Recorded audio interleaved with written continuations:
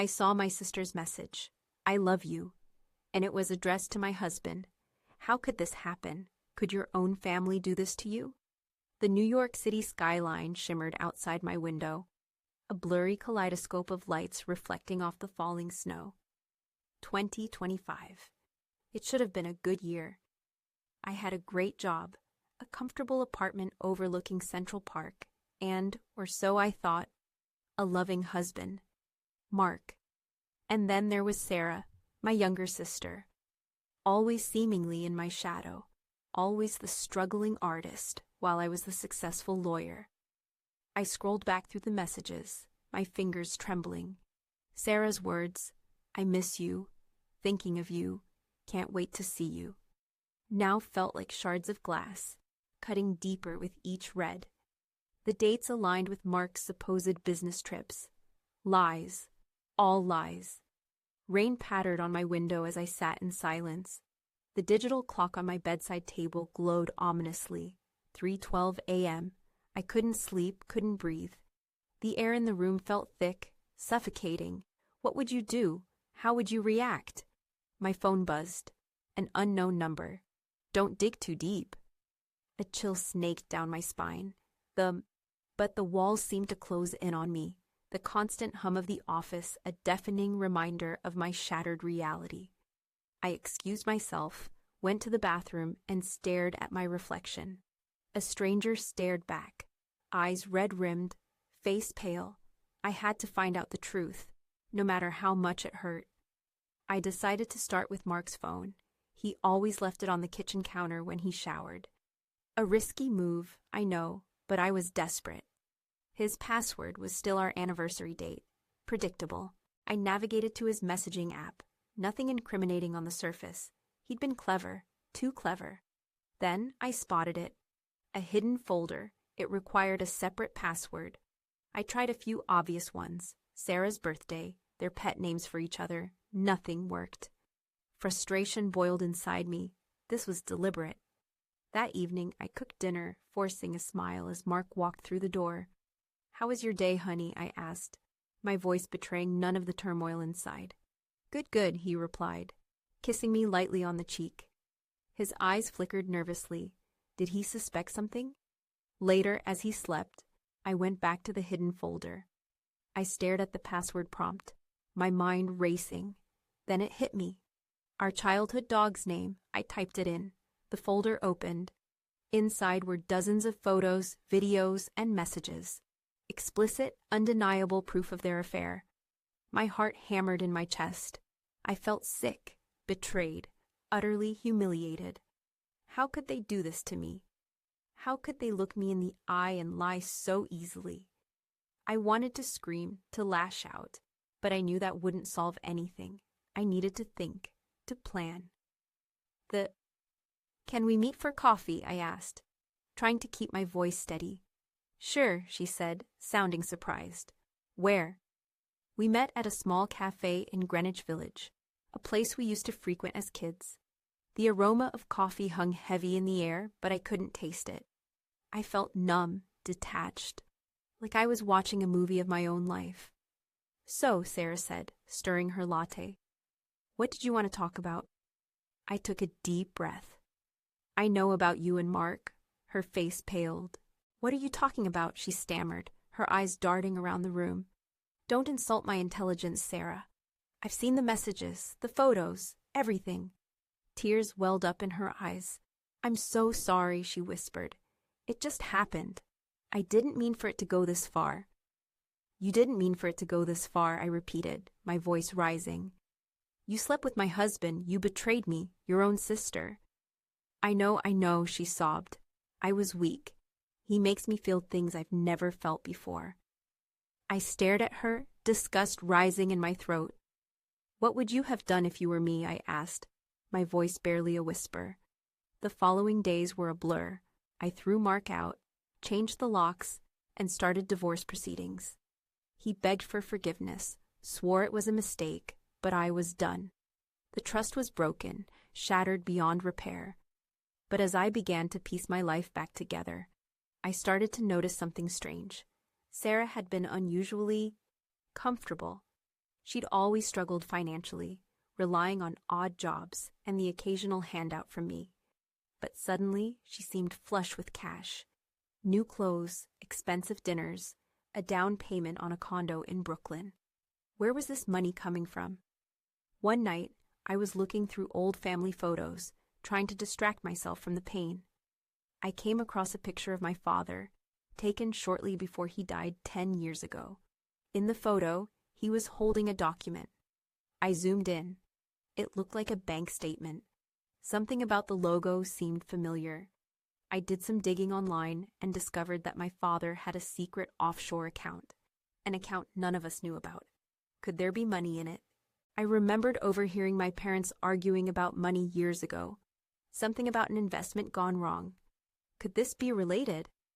I confided in a friend, a cybersecurity expert named Liam. He agreed to help me investigate. This could be tricky, he warned. Offshore accounts are notoriously difficult to trace. Liam worked his magic, navigating the murky waters of international finance. Days turned into weeks. I waited, my anxiety growing with each passing hour. Then, one evening, my phone buzzed. It was Liam. I found something, he said, his voice grave. The account was emptied 6 months ago, $200,000. $200,000, I gasped. Who took it? The signature on the withdrawal slip. It's your father's, but it doesn't look quite right. I sent Liam a scan of my father's signature from an old legal document. He ran it through his analysis software. It's a forgery, he said. A damn good one, but a forgery nonetheless. Who would forge my father's signature? Who knew about the account? There was only one person who had the skill and the motive, Sarah. She'd always been artistic, good with her hands, and she desperately needed money. I confronted my mother. She denied everything, but I could see the fear in her eyes. Sarah would never do something like that, she insisted. But her voice lacked conviction. I decided to take matters into my own hands. I knew Sarah's online banking password, a combination of her pet's name and her birth year. I logged into her account. There it was, a transfer of $200,000 dated 6 months ago. The description, investment. Rage surged through me, hotter and more intense than anything I'd felt before. She'd not only stolen my husband, but she'd also stolen my inheritance, my family's money. I found her at her new condo. The lights of the city twinkled in the background. I could hear music playing softly. I rang the doorbell. She opened the door. Her eyes widened in surprise. "What are you doing here?" she asked, her voice trembling. "I know," I said, my voice cold and hard. "I know about the money, Sarah. I know you forged Dad's signature. I know you stole $200,000. She tried to deny it, but I cut her off. I saw the transfer, Sarah. I saw everything." She broke down, sobbing uncontrollably. "I needed the money," she cried. "I was desperate. I wanted to start a new life. Away from you, away from everyone." "So you decided to steal from your own family?" I asked, my voice laced with disgust. "I didn't know what else to do," she sobbed. "I'm sorry. Please don't tell Mom." "Why not?" I asked. "Shouldn't she know what her precious daughter is capable of?" I turned to leave, but then I paused. Revenge was tempting. Exposing her to our mother, to the world, would be satisfying. But what would that accomplish? Would it bring my father back? Would it undo the pain she'd caused? I looked at her, a broken, sobbing mess. I saw a lost, desperate girl who had made terrible choices. A girl who was, despite everything, still my sister. "I'm going to give you a chance to make things right," I said, my voice softer now. "You're going to return the money, every single penny, and you're going to get help. You need to understand why you did this, why you felt the need to betray everyone you love." She looked up at me, her eyes filled with a mixture of fear and hope. "You mean it?" she asked. "I mean it," I said. "But if you ever betray me again, if you ever lie to me again, I will not hesitate to expose you. Do you understand?" She nodded, tears streaming down her face. "I understand," she said. "Thank you." Thank you for giving me a second chance. I walked away, leaving her standing there, alone in her expensive condo. The city lights seemed a little brighter now, the air a little cleaner. I hadn't gotten revenge. I hadn't destroyed her life. Instead, I'd given her a chance to redeem herself. It took time. Sarah went to therapy, started working to repay the money. It wasn't easy, but she did it. Our relationship is different now, fragile, but healing. Mark, he's gone. Out of my life completely. I still don't know why he did what he did. Maybe I never will. The divorce went through, and the lawyer contacted me with amazing news about a large amount of hidden assets my ex-husband had hidden away. It took many months, but I got everything I deserved, and I found a great lawyer. I was set for life. It was all over. What would you have done? Would you have chosen revenge or forgiveness? Could you have forgiven someone who had hurt you so deeply? Life is messy, complicated. There are no easy answers, no simple solutions. Sometimes, the best thing you can do is to let go of the anger, to choose compassion, to give someone a second chance. But it's not easy. It's the hardest thing you'll ever do. Write what you choose. Like and subscribe for more stories. A few months later, I was at a gallery opening, a place I'd normally avoid. But a friend practically dragged me there. I was standing near a large, abstract painting, pretending to understand it, when I saw her. My mother. She was talking to a woman I didn't recognize, her back to me. I was about to turn away when I heard my name. "She's doing so well, considering everything," my mother said, her voice low. The woman she was talking to nodded sympathetically. "It must have been so hard for her," the woman replied, "especially after the incident." "Incident? What incident?" Curiosity piqued. I moved closer, pretending to admire a nearby sculpture. My mother lowered her voice even further. "Well, you know about her father." The woman gasped softly. "Oh no, I had no idea." I froze. My father? What did my father have to do with any of this? "It was all kept very quiet, of course," my mother continued, "but it explains so much about her, about why she is who she is." I couldn't bear it anymore. I stepped forward. "Mom, what are you talking about?" My mother spun around, her face paling. "Oh, I didn't see you there, dear." She turned to the other woman, forcing a smile. "This is my daughter. You remember, I've told you about her." The woman smiled politely. "It's lovely to—" "What were you saying about Dad? About an incident?" My mother hesitated, her eyes darting nervously. "It's nothing, dear. Just old gossip. You know how people talk." "No, Mom. Tell me, what happened?" She sighed, her shoulders slumping. "It's not something I like to talk about," she said. "It was a long time ago." "Tell me, Mom," I repeated, my voice firm. She looked at me, her eyes filled with sadness. "All right," she said. "But let's go somewhere private." We went to a nearby coffee shop, a modern space with sleek furniture and floor-to-ceiling windows.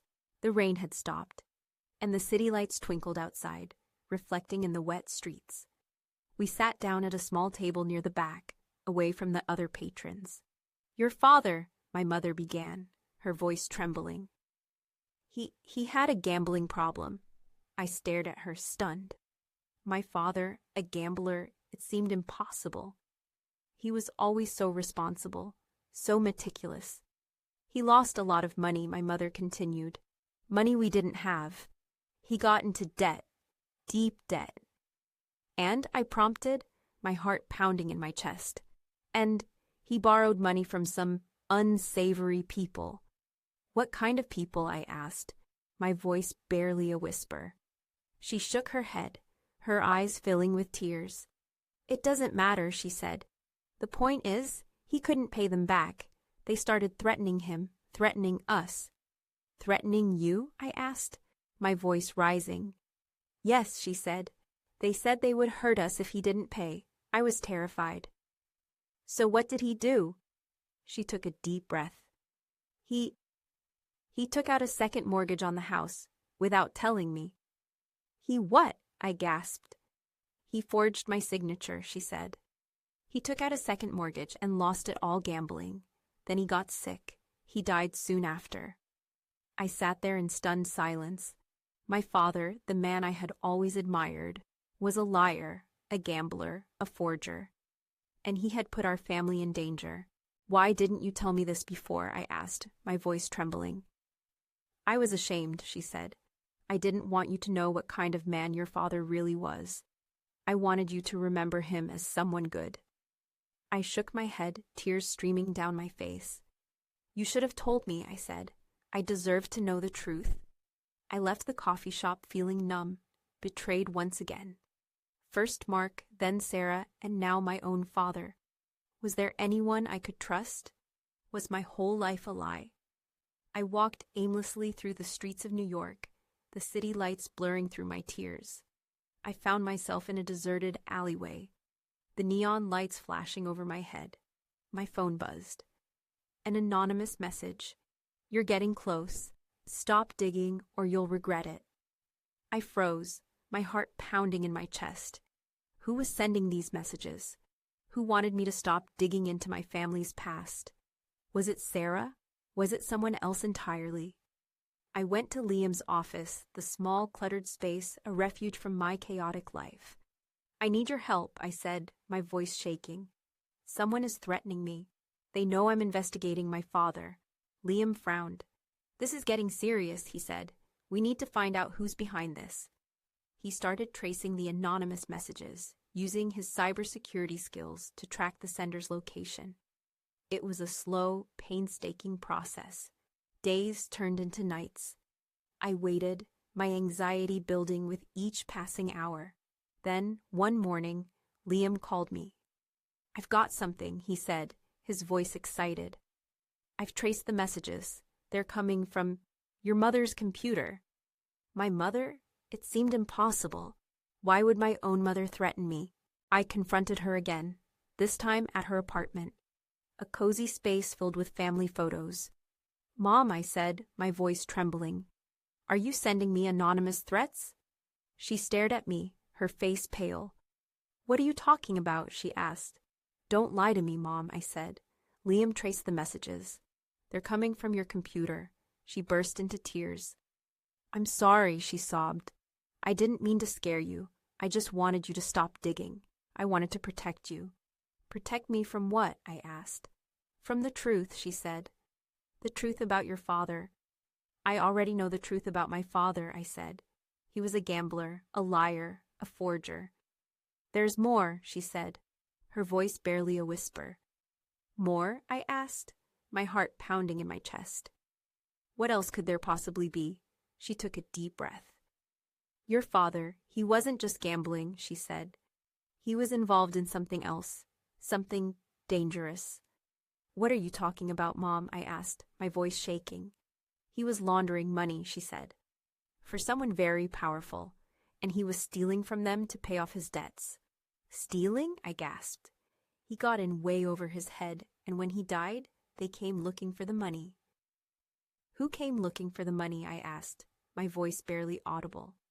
"They came to me and threatened me. They told me to get the money back, or else," she whispered. "But there was never any money to get back," I said. "Right, so you were afraid that I would uncover all of that, and they would come after me?" I asked. "That is why I have been sending those messages. I am so sorry." What would you do in my place? How could I trust her now? The revelation had completely blown me away. It was Sarah. "Can we talk?" she asked. I stared at the message, feeling exhausted. Could I handle another family secret? Another betrayal? I typed back, "Where?" She replied instantly, "Central Park, the Bethesda Fountain, midnight." Midnight? That was hours away. But I knew I had to meet her. I needed to know what she wanted. I spent the rest of the day in a daze, trying to process everything I had learned. My father, a money launderer. My mother, threatened by criminals. And now, Sarah, calling me to a secret meeting in the middle of the night. My life had become a twisted thriller, and I was the unwilling protagonist. As midnight approached, I walked toward Central Park. The air was crisp and cold, the sky a blanket of stars. The park was deserted, the only sound the crunch of snow under my feet. I reached the Bethesda fountain. Sarah was standing there, her silhouette dark against the pale moonlight. "Thanks for coming," she said, her voice low. "What did you want to talk about?" I asked, my voice cold. "I know about Mom," she said, "about what Dad was involved in."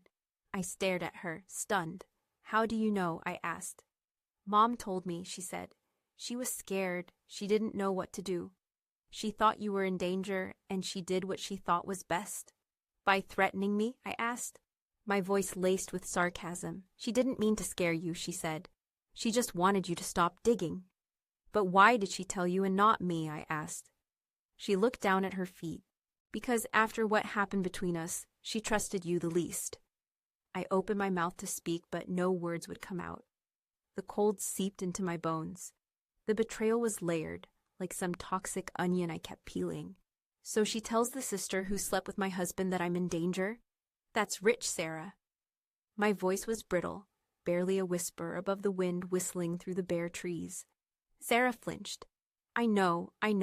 It sounds terrible, but she was desperate, and she knew I could help." "Help how?" I demanded. She said Dad had a safety deposit box, somewhere. She doesn't know where, but she thinks he might have hidden some of the money there. My heart leaped. A safety deposit box? Hidden money? Could this be the answer to all our problems? "And you think you can find it?" I asked, my voice laced with skepticism. "Maybe," she said. "I was always closer to Dad than you were. He used to tell me things. Secrets." I stared at her, my mind racing. Could I trust her? After everything that had happened, could I rely on her to help me? What would you do? How would you decide? "All right," I said. "I'll work with you, but if you betray me again, Sarah, I swear." "I won't," she said, her voice earnest. "I promise. I want to make things right. For all of us." We started our search the evening. We visited my childhood home, rummaging through dusty boxes and forgotten corners. It was like stepping back in time, reliving moments I thought I had buried deep inside. The house felt different now, tainted by the secrets and lies of the past. We found nothing. Days turned into weeks, and our hope began to dwindle. I was starting to believe that the safety deposit box was just a fantasy, a desperate hope in a hopeless situation. Then, one evening, Sarah called me, her voice trembling with excitement. "I found something," she exclaimed. "A key, hidden in Dad's old watch." "A key to what?"